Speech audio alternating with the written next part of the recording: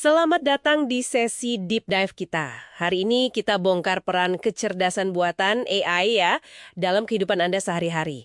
Kita pakai artikel yang Anda bagikan sebagai dasar. Oke, Misi kita nih, ngelihat gimana sih teknologi ini kerja diam-diam di belakang layar di hal-hal yang sering banget kita pakai. benar. Anda mungkin kaget loh betapa seringnya kita semua ini interaksi sama AI tanpa sadar. Oke, kita bedah yuk. Iya, yang menarik tuh emang gimana AI ini udah nyatu banget ya. Sering kita nggak ngeh gitu. Betul. Ini bukan lagi fiksi ilmiah loh, tapi udah jadi alat praktis sehari-hari, bikin banyak hal lebih gampang. Contoh paling gampang dikenali mungkin asisten virtual ya, kayak Google Assistant, Siri, atau Alexa. Hah, iya ya. Pas Anda tanya cuaca gitu, AI langsung kerja kan? Langsung.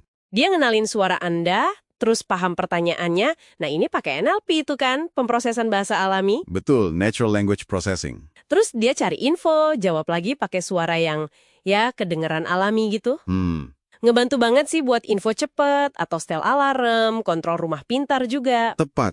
Dan proses ini nunjukin kemampuan AI buat paham dan respons bahasa manusia secara real time. Cepet banget ya prosesnya. Cepet banget. Bayangin aja, dari ngenalin suara, pahamin konteks, cari data, sampai sintesis suara, itu niruin suara manusia, semua dalam hitungan detik. Wow. Kayak jembatan langsung gitu, antara Anda sama kekuatan komputasi yang gede banget. Terus ada lagi nih sistem rekomendasi. Anda pernah heran nggak kenapa Netflix atau YouTube kok kayaknya tahu aja film atau video kesukaan Anda? Sering itu. Atau misal di Tokopedia, Shopee gitu, kok barangnya muncul pas banget sama selera. Itu AI lagi ya? Bener banget. Itu kerjaan AI lagi. Jadi, AI itu analisis riwayat tontonan Anda atau belanjaan Anda, Oke. terus data itu dicocokin sama jutaan data pengguna lain, dicari polanya gitu. Oh, dicari yang mirip-mirip. Iya. Kalau misalnya ada sekelompok orang suka A sama B, terus Anda baru suka A, nah AI nebak Anda mungkin bakal suka B juga. Ah, pantesan. Intinya sih personalisasi, tapi skala besar. Bantu Anda nemuin yang relevan di tengah banjir informasi digital sekarang ini. Bener juga sih. Walaupun ya ada sisi lainnya juga, kadang bisa bikin kita kayak kejebak di gelembung selera kita sendiri gitu. Ah, menarik tuh poinnya. Nah, ini nih yang menurut saya keren banget, fotografi ponsel. Oh iya, ini signifikan banget perubahannya. Fitur kayak mode malam, ya kan? Bikin foto terang padahal gelap.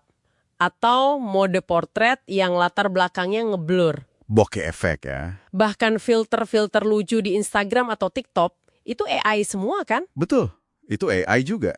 Gimana sih persisnya AI bisa gitu? Di baliknya itu ada algoritma ya. Jadi serangkaian instruksi kompleks gitu, yang udah dilatih pakai jutaan gambar. Dilatih. Iya, AI belajar ngenalin objek, kayak wajah, pohon, gedung, terus kondisi cahaya, bahkan detail struktur wajah Anda secara real time buat filter kacamata virtual itu misalnya. Wah, canggih ya. Kemampuan AI buat melihat dan memaham gambar ini namanya komputasi visual. Komputasi visual. Oke. Hasilnya yaitu tadi, teknologi fotografi canggih jadi fitur sekali klik aja. Jadi semua orang bisa bikin gambar bagus. Demokratisasi kemampuan lah istilahnya. Jadi bukan cuma soal filter lucu-lucuan ya, tapi beneran ngubah cara kita motret. Banget.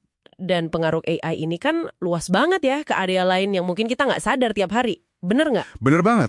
Contoh gampang aja, navigasi. Oh, Google Maps, Waze gitu. Iya, aplikasi kayak gitu pakai AI buat analisis data lalu lintas real time. Data dari banyak pengguna lain loh. Oke. Terus dia prediksi rute tercepat sama estimasi waktu tiba yang akurat.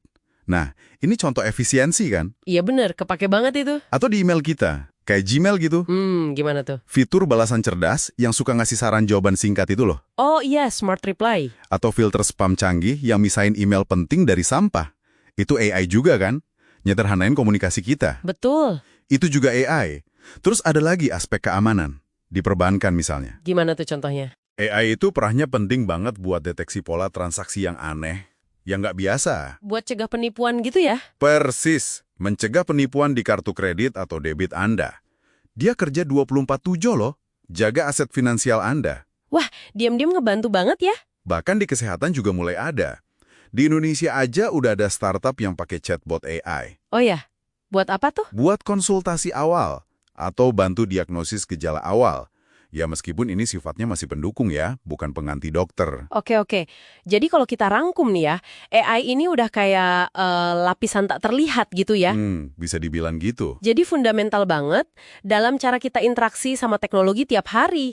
Mulai dari cari rute, Milih tontonan, komunikasi. sampai jaga keamanan finansial kita.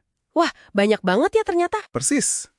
Hitar ini mungkin interaksi sama berbagai bentuk AI bisa jadi puluhan kali sehari loh, tanpa kita mikirin. Bener juga.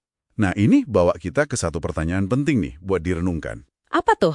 Seiring kita makin tergantung sama kecerdasan tak terlihat ini, ya kan? Demi gampang, demi efisien. Iya. Gimana hal itu mungkin secara halus gitu, ngebentuk cara kita ambil keputusan? Atau bahkan mungkin pelan-pelan